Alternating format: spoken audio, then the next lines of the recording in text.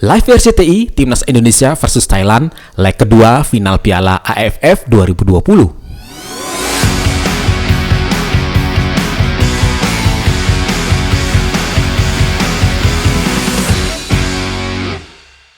Sebelum kita lanjut, bagi sobat bola yang baru pertama kali mampir di channel ini, silahkan klik subscribe dan jangan lupa tekan tombol loncengnya agar tidak terlewat update berita-berita bola terbaru dari kami.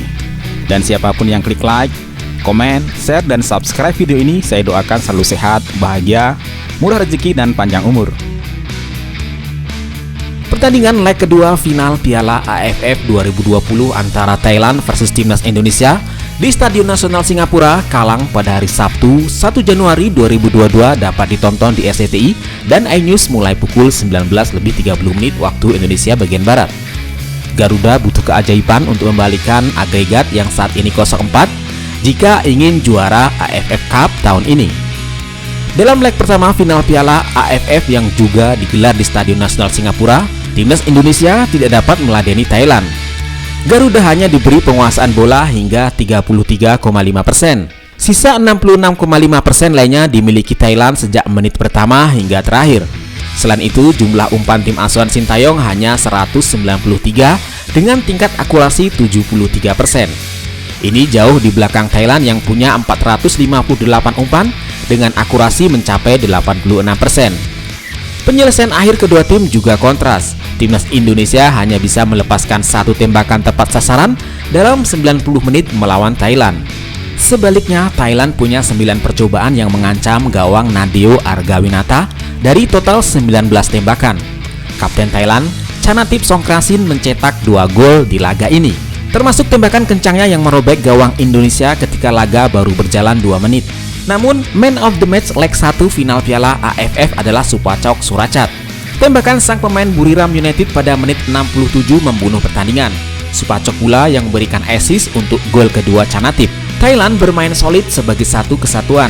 Bahkan, Philip Roller yang baru dipasang sebagai starter sepanjang turnamen di final Piala AFF tampil prima. Agresivitas sang fullback kanan Thailand sempat membuat Edu Febriansah yang bertugas menggantikan Pratama Arhan tidak berkutik. Roller melepaskan 2 assist di pertandingan tersebut. Bagi Indonesia, kekalahan 4-0 adalah mimpi buruk.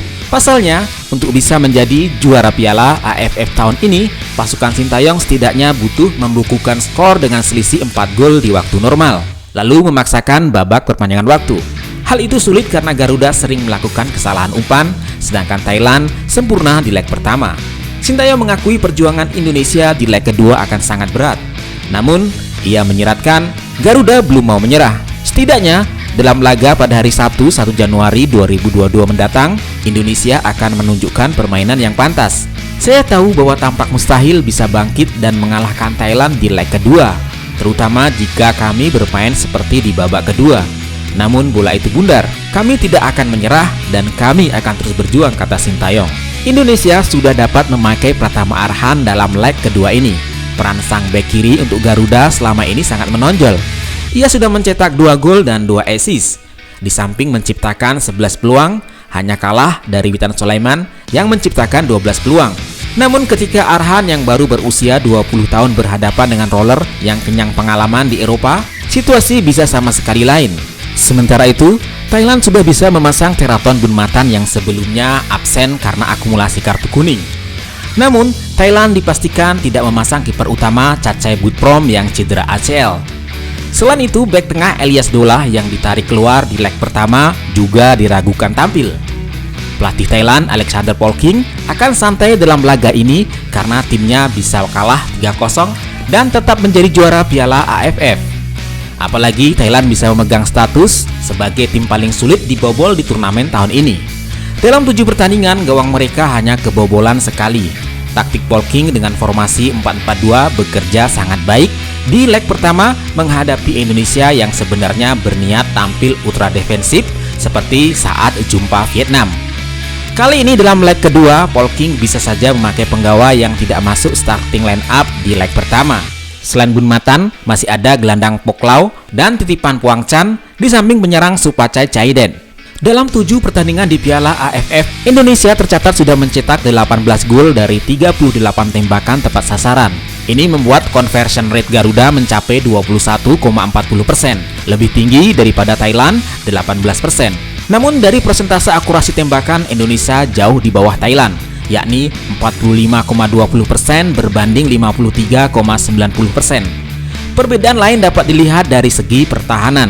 Indonesia tercatat menghadapi 32 tembakan yang berujung 11 gol. Sebaliknya, Thailand dapat mengatasi tembakan yang mengancam gawang mereka hanya 14 percobaan yang berujung kebobolan 1 kali saja. Soal duel di lini belakang, kesuksesan Garuda hanya 49,80% di bawah Thailand yang 53,90%. Dalam faktor distribusi bola, Indonesia juga di bawah Thailand. Selama 7 laga di Piala AFF, akurasi umpan Indonesia hanya 78,10%. Akurasi ini merosot ketika leg pertama final menjadi hanya 73%. Sebaliknya, dari rata-rata akurasi umpan yang 84,30% ketika leg pertama lalu, Thailand bisa menembus level 86%. Ini menandakan bahwa pressing ketat Thailand membuat Indonesia kerap melakukan kesalahan umpan. Sedangkan Thailand leluasa bergerak mengalirkan bola baik dari tengah maupun dari sisi lapangan. Bukti lainnya adalah akurasi umpan silang Thailand yang mencapai 29,90% di atas Indonesia 24,70%. Thailand bukan cuma unggul dalam setiap aspek pertandingan atas Indonesia. Dari segi rekor pertemuan dan sejarah di final Piala AFF, Thailand ada di atas Garuda. Secara keseluruhan, sejak pertama kali bertemu di Turnamen Merdeka tahun 1957, Indonesia sudah kalah 40 kali dari Thailand. Selebihnya mereka bisa memaksakan 14 seri dan menang 25 kali. Namun kemenangan terakhir Garuda atas Thailand terjadi pada tanggal 14 Desember 2016 di leg pertama Piala AFF 2016. Setelah itu, dalam 5 pertemuan terakhir, timnas Indonesia kalah 4 kali dan seri 1 kali. Total Garuda kebobolan 16 kali dan hanya mencetak 4 gol. Khusus di final Piala AFF, Indonesia tercatat sudah tumbang dari Thailand dalam 3 kesempatan sebelumnya, yakni pada tahun 2000, 2002 dan tahun 2016. Oleh karenanya, di edisi kali ini catatan tumbang itu bisa bertambah jadi 4 kali. Artinya, leg kedua pada hari Sabtu 1 Januari 2022 bisa membuat 67% kegagalan Indonesia di partai puncak Piala AFF terjadi oleh Thailand. Ketika peluang Garuda tampak tipis, yang terpenting adalah memberikan perlawanan yang bermartabat. Sembari melihat Thailand mendapat gelar Piala AFF ke-6, skuad Sintayong akan berupaya untuk setidaknya tidak memperlebar agregat lagi.